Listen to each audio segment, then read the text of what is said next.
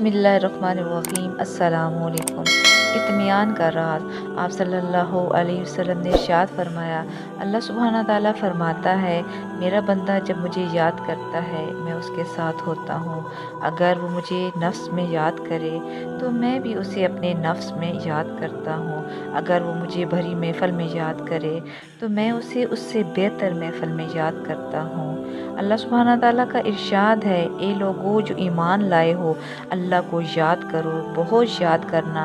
लेकिन ज़िक्र का असल मतलब है याद रखना, यानी जब भी कोई मामला पेश आ जाए तो आपको अल्लाह की याद आ जाए। इंसान जब अल्लाह की नेमतें याद करता है तो अल्लाह से मोहब्बत बढ़ती है, और जब इंसान अल्लाह का अज़ाब याद करता है तो अल्लाह का खौफ बढ़ता है।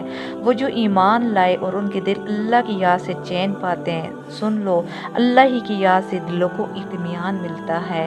नमाज़ पढ़ना भी अल्लाह का ज़िक्र है। नमाज़ पढ़िए, गुनाह गिराइए।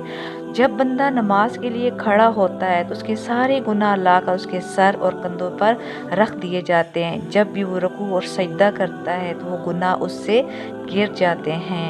अल्लाह ताला नमाजी से ऐसे खुश होता है। आप सल्लल्लाहु अलैहि वसल्लम ने फरमाया, जो मुसलमान मर्द नमाज और ज़िक्र के लिए मस्जिद पाबंदी से हाज़िर होता है, अल्लाह ताला उससे ऐसा खुश होता है जिस तरह मुसाफिर के घर वाले उसके वापस आने पे खुश होते हैं। आप सल्लल्लाहु अलैहि वसल्लम ने इरशाद फरमाया, जिसकी असर फौत हो गई गोया उसका घर और माल लुट गया।